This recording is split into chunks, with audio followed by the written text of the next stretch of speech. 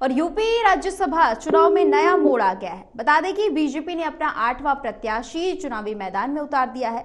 Samajwadi party पहले ही 3 प्रत्याशी उतार चुकी है। संजय सेठ उतरे तो विधायकों की वोटिंग तय होगी। बता दें आपको कि आरएलडी पहले ही सपा से अलग हो चुकी है। पल्लवी पटेल ने भी वोट देने से मना कर दिया है। एक प्रत्याशी को जीतने के लिए प्रथम वरीयता के 38 वोट चाहिए। राज्यसभा में बीजेपी के नए गेम प्लान में विपक्ष की हलचल बढ़ गई है।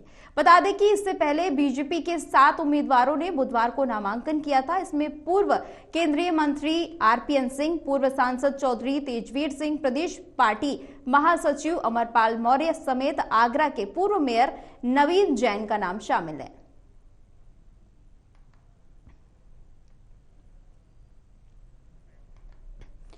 तो बता दें आपको, यूपी में बीजेपी ने 8वां प्रत्याशी उतार दिया है और बीजेपी ने संजय सेठ को राज्यसभा के 8वें प्रत्याशी के तौर पर मैदान में उतारा है, जिसको लेकर तमाम तरह की चर्चाएं भी शुरू हो गई हैं। क्रॉस वोटिंग को लेकर तमाम तरह के अनुमान लगाए जा रहे हैं। खबर पर ज्यादा जानकारी के लिए संवाददाता सिद्धार्थ प्रताप जुड़ चुके हैं। सिद्धार्थ, 8वें प्रत्याशी की घोषणा हो चुकी है, इसी के साथ ही सियासी हलचल भी तेज हो चुकी है। जी बिल्कुल, आपको बता दें, अब मैं आपके प्रत्याशी की बात करूँ प्रत्याशी को लेकर तो कहीं ना कहीं पूरी तरीके से सियासी हलचल तेज हो चुकी है जी। और आपको बता दें, कुल जो प्रत्याशी बीजेपी को उसको जिताने के लिए 10 मतों की आवश्यकता है और समाजवादी पार्टी को 2 मतों की आवश्यकता है। लेकिन इसकी सूचना आपको भी है कि पहले ही समाजवादी पार्टी के 2 विधायक वो जेल में हैं और दूसरी बात पल्लवी पटेल भी नाराज चल रही, तो कहीं ना कहीं अखिलेश यादव के लिए मुश्किलों का दौर होगा।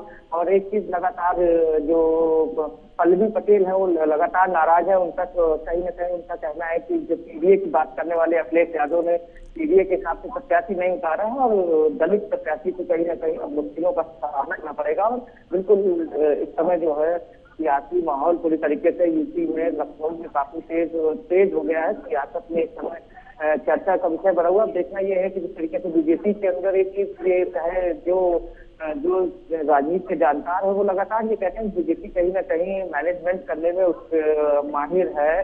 तो उम्मीद अभी तक जो है वो जो आंकड़े हैं उसमें बीजेपी जरूर पीछे है, लेकिन कहीं ना कहीं लोगों को ये उम्मीद है कि बीजेपी अभी भी मजबूत है और उसका जो 8वां प्रत्याशी है वो भी जीत सकता है। जी, लेकिन सिद्धार्थ, संजय सेठ को मैदान में उतारने का क्या कारण है और क्या लगता है आपको कि नुकसान भी उठाना पड़ सकता है भाजपा को इस फैसले के चलते?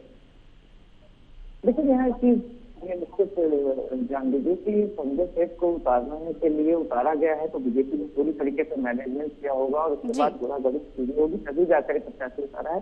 कोई भी पार्टी लोकसभा चुनाव से पहले ये नहीं चाहेगी कि उसका कोई वो हार का मुंह देखे, चाहे समाजवादी पार्टी हो चाहे वो भी ये चाहेंगे कि जीत के मनोबल से जाए। बीजेपी कभी भी इस तरीके से किसी भी प्रत्याशी को नहीं उतारती जब तक उनका सियासी गढ़ है, सियासी रुख वो मजबूत नहीं होते।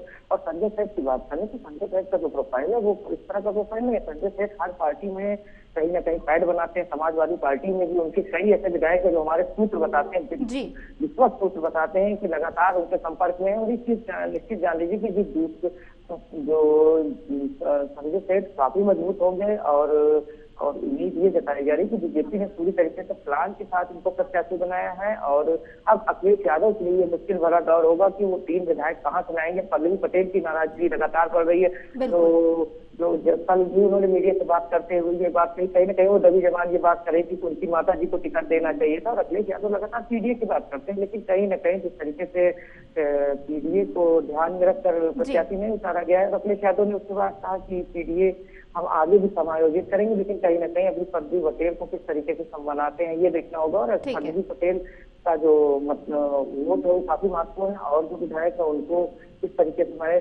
मैनेजमेंट करते हैं अखिलेश यादव। उम्मीद ये जताई जा रही क्रॉस वोटिंग भी हो सकती है, देखना ही है किस तरीके से क्या होता है। लेकिन अभी जो पूरी तरीके से लखनऊ में इसको लेकर हलचल तेज है। ठीक है, बहुत बहुत शुक्रिया सिद्धार्थ ज्यादा जानकारी के लिए। और सपा नेता स्वामी प्रसाद मौर्य का यूं तो विवादों से काफी गहरा नाता है। आरोप प्रत्यारोप के बीच स्वामी प्रसाद मौर्य ने सपा के राष्ट्रीय महासचिव पद से इस्तीफा दे दिया है। इस्तीफा देने के साथ उन्होंने कहा है कि वो आगे एक समाजवादी पार्टी के कार्यकर्ता के रूप में पार्टी से जुड़े रहेंगे। राष्ट्रीय महासचिव के पद से इस्तीफा देने के कदम को ए.के. शर्मा ने सही कदम बताया। नगर विकास और ऊर्जा मंत्री ए.के. शर्मा ने कहा कि स्वामी प्रसाद मौर्य अति उत्साहित नेता हैं और वो अति उत्साह में अक्सर बयानबाजी करते रहते हैं। एक दिन विधान परिषद में उनसे मुलाकात के दौरान ये भी कहा था कि दुश्मनी जमकर करो, लेकिन ये गुंजाइश रहे कि जब दोस्ती हो तो शर्मिंदगी ना हो। बता दें कि साथ ही ए.के. शर्मा प्रसाद ने कहा कि स्वामी प्रसाद के सपा के राष्ट्रीय महासचिव पद से इस्तीफा देने के कदम को भी उचित बताया। ए.के. शर्मा का स्वामी प्रसाद मौर्य पर किया गया सियासी कटाक्ष सियासी गलियारों में चर्चा का विषय बना हुआ है। कहीं ऐसा तो नहीं है कि स्वामी प्रसाद मौर्य फिर से बीजेपी में शामिल होना चाह रहे हैं? को लेकर के और इधर की बातें कहते थे, मैंने उनको समझाया था यूं कह करके कि दुश्मनी जमकर करो, लेकिन ये गुंजाइश रहे फिर कभी हम दोस्त बन जाएं तो शर्मिंदा न हो। मुझे वो शेर याद आ रहा है। अच्छा है कि हम फिर दोस्त बनने की तरफ आगे बढ़ रहे हैं।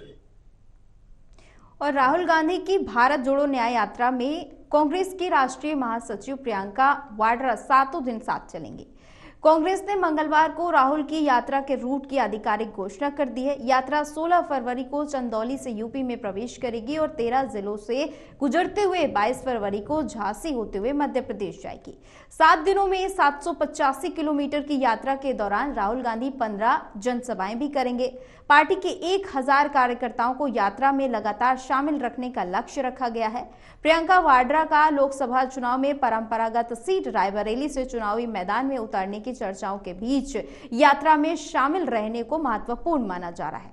बता दें कि प्रियंका यूपी की पूर्व प्रभारी भी हैं।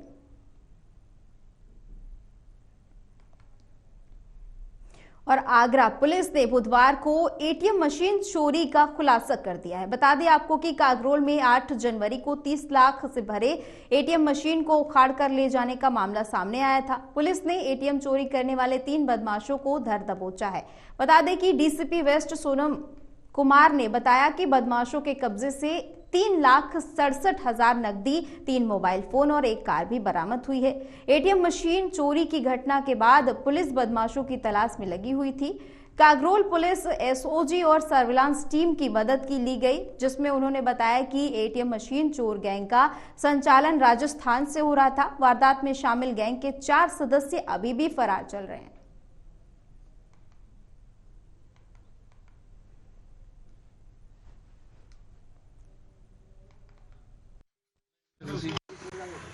ये देखिए 8 जनवरी को एक एटीएम चोरी की घटना हुई थी कागरोल में, जिसमें लगभग 30 लाख रुपए चले गए थे एटीएम के साथ। तो इसमें पुलिस ने यहाँ एसओजी टीम लगी थी, यहाँ से सर्विलांस टीम लगी थी सीपी सर की, हमारी टीम भी लगी थी वेस्ट जोन, और एसीपी साहब भी इन्होंने भी काफ़ी मेहनत की थी। इसमें कुल 7 लोग इसमें अभी तक प्रकाश में आए हैं। उसमें से 3 लोग आज हम लोग गिरफ्तार करके जेल भेज रहे हैं। इनके नाम हैं संतोष सैनी, नरेश उर्फ दिनेश मीणा और विष्णु कुमार सैनी, और ये लोग राजस्थान के ही रहने वाले हैं। 4 लोग अभी भी इसमें वांछित चल रहे हैं। इनके पास से 3,67,000 रुपये, 3 मोबाइल और 1 स्विफ्ट डिजायर कार बरामद की गई है। ये लोग ऑनलाइन सर्च करते थे गूगल मैप्स पे कि एटीएम कहाँ पे चुराना है, उसकी फिर रेकी करते थे। इस घटना की भी इन्होंने 1 महीने पहले लगभग रेकी की थी, और अवॉइड टोल वाला ऑप्शन ये लोग गूगल मैप से सिलेक्ट कर लेते थे, तो इस वजह से टोल के कैमरे में और कहीं पे नहीं आते थे। और बोलेरो गाड़ी थी जिसे इन्होंने की थी, वो भी चोरी की ही गाड़ी थी। घटना इन्होंने कारित की थी, एटीएम लेके गए थे, आए थे लोग, और जाने का जो रूट था वो टिकरी, दूरा, सिकरौदा नहर होते हुए नीम का थाना जिला है राजस्थान में, वहाँ पे ये गए थे। वहीं पे उन्होंने कैश को बांटा था, और बाकी जो एटीएम था उन्होंने सिकरौदा नहर में ही गिरा दिया था। बरेली में अवैध कॉलोनाइजर के खिलाफ बीडीए की टीम ने बुधवार को कार्रवाई की। पीलीभीत रोड पर गांव जुल्फिकार में अलग अलग जगहों पर 5 अवैध कॉलोनियां बनाई जा रही थी। बीडीए की टीम ने इन अवैध कॉलोनियों को बुलडोजर से ध्वस्त करा दिया है। बता दें कि बीडीए वीसी मणिकंदन ने बताया कि खजूरिया घाट पर करीब 12 बीघा जमीन पर रिजवान खान और तौफीक कॉलोनी बनाने के लिए सड़क का निर्माण कर रहे थे। इसी के साथ मिट्टी भराई का काम भी चल रहा था। 3000 वर्ग मीटर जमीन पर मुन्ना खां सड़क और बाउंड्री वॉल का निर्माण करा रहे थे।